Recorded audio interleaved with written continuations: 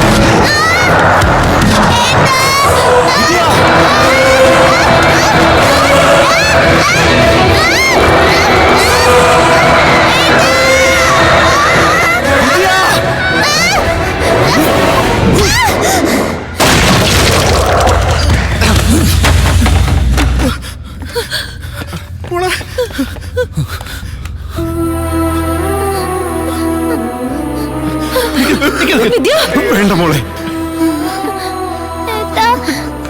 അങ്ങോട്ട് പോലെ.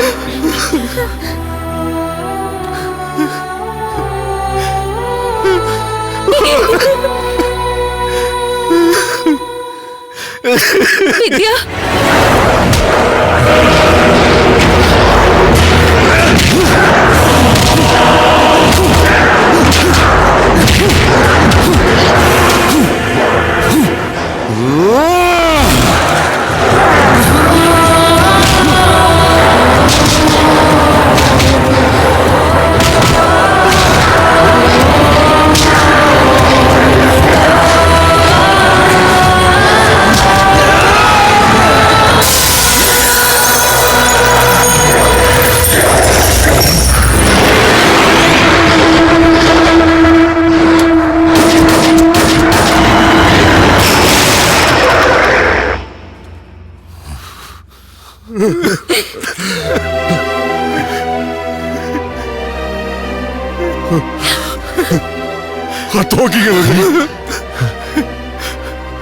വേണ്ടടിയാ, അവളിപ്പോ നമ്മുടെ വിദ്യ മോളല്ല.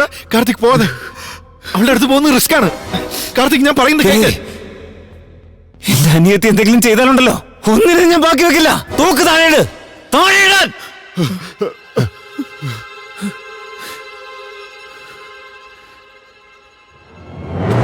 അയ്യോ, എണീറ്റ്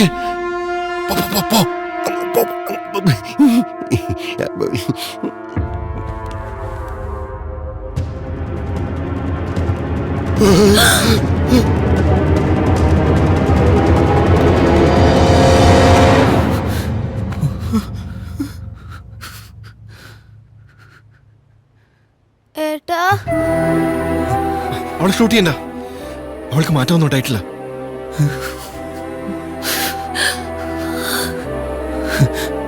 വിദ്യ, ഇനി മുതൽ നിങ്ങളും ഞാനും തമ്മിൽ ഒരു ബന്ധവും ഇല്ല. നിന്നെ കൂടി ചേർത്താടാ പറയുന്നത്. ഞങ്ങളെ വിട്ടേക്ക്. അളിയാ,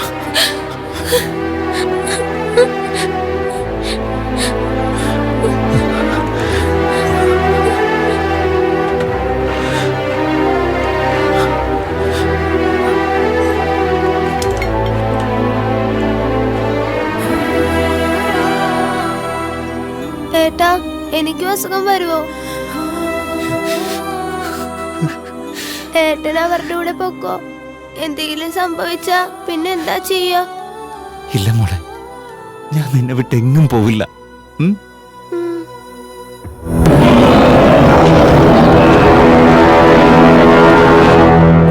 സർ, കാർത്തികിനോട് സംസാരിക്കേ.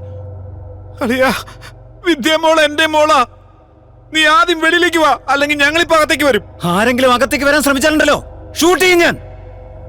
ഞങ്ങളെ തനിച്ചു വിട്ടേക്ക്. ഇപ്പൊ ഞാൻ വിദ്യയുടെ ബ്ലഡ് ടെസ്റ്റ് എടുക്കാൻ അകത്ത് വരുന്നുണ്ട്. നീ എന്ത് വേണമെങ്കിലും ചെയ്തോ. രേണുമോളെ, സൂക്ഷിച്ചു വേണേ.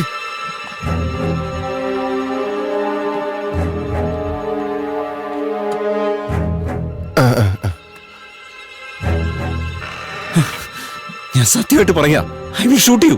ഞാൻ ഒറ്റയ്ക്കാ വന്നിട്ടുള്ളത്. വിദ്യ, അകത്തേക്ക് വാ, എന്ത് ടെസ്റ്റ് വേണമെങ്കിലും എടുത്തോ.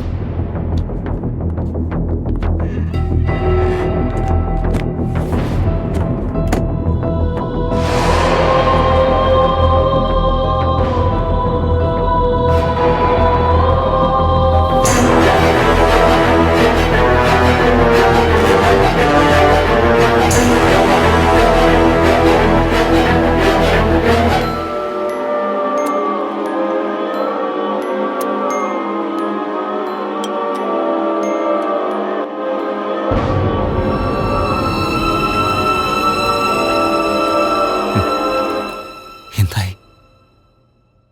വിദ്യയുടെ ബ്ലഡില് ഈ വൈറസ് നല്ലോണം കൂടുതലുണ്ട്. 90% കൂടുതൽ ഇൻഫെക്റ്റഡ് ആണ്. ഈ പ്രായത്തിൽ ഇത്രയും ധൈര്യമായിട്ടിരിക്കുന്നത് അപൂർവമാണ്. ഞങ്ങളുടെ കയ്യിലിരിക്കുന്ന ഒരു മരുന്നും ഇപ്പൊ നിനക്ക് ഉപകാരമാവില്ല. I'm sorry. എനിക്കൊരു ഹെൽപ്പ് ചെയ്യാൻ പറ്റുമോ? എന്താന്ന് പറ. എൻ്റെ ഏട്ടൻ്റെ പേഴ്സിൽ ഒരു പെണ്ണിൻ്റെ ഫോട്ടോയുണ്ട്. ഏട്ടൻ അവളെ ഇഷ്ടാ. അവരുടെ കല്യാണം നടത്തി കൊടുക്കോ?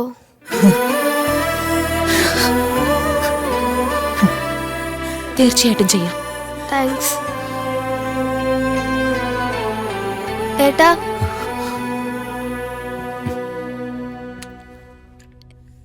എനിക്ക് അസുഖം കൂടുന്നതിന് മുമ്പ് ഷൂട്ട് ചെയ്യും.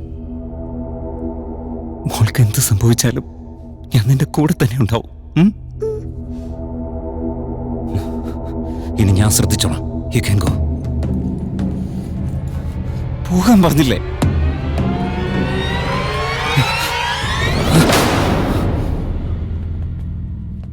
സോറി അളിയ.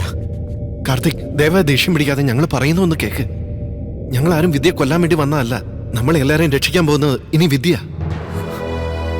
ഇതെന്തൊക്കെയായി പറയുന്നേ? വിദ്യയുടെ ശരീരത്തിൽ വൈറസ് കയറിയിട്ട് 1 മണിക്കൂറിലേറെയായി.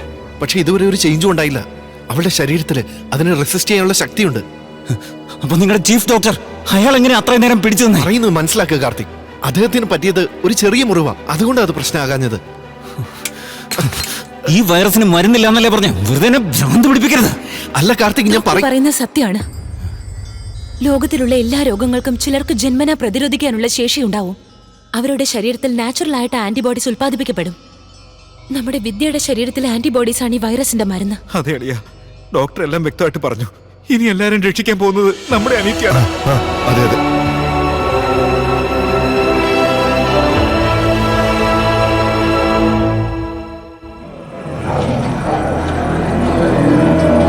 വൈറസിന്റെ ബാധയിൽ നിന്ന് വിദ്യ രക്ഷിച്ച ദൈവം തീർച്ചയായിട്ടും അവിടെ എത്താനുള്ള വഴി നമുക്ക് കാണിച്ചു തരും. ദൈവമേ, ഇപ്പൊ ഒരു മഴ പെയ്താൽ മതിയായിരുന്നു. എങ്കിൽ സേഫ് ആയിട്ട് ഹോസ്പിറ്റലിൽ എത്താൻ കഴിഞ്ഞാലേ. മഴ പെയ്താലും ഇവിടുന്ന് അത്രയും ദൂരം എങ്ങനെ ഓടാനാ? അവറ്റകൾക്ക് വെള്ള അലർജി അല്ലേ? അങ്ങനെയാണ് നമ്മുടെ കമ്പനി വണ്ടി എടുത്തിട്ട്. ഇനി നീ കമ്പനി വണ്ടിയെ പറ്റി പറഞ്ഞാൽ നിന്നെ ഞാൻ തന്നെ കടിച്ചു. ഞങ്ങളുടെ കമ്പനി വണ്ടിയെ പറ്റി എന്താ വിചാരിച്ചത്? അയാൾ പറയട്ടെ. സാർ, ഞങ്ങളുടെ കമ്പനി വണ്ടി എന്ത് വണ്ടിയാണെന്ന് സാറിന് അറിയോ?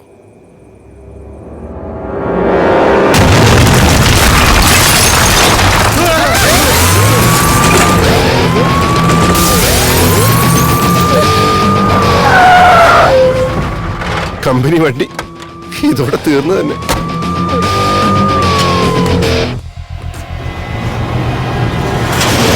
രണ്ടാഴ്ച പട്ടിണി കിടന്നവരെ പോലെ ഇവരെ കണ്ടാൽ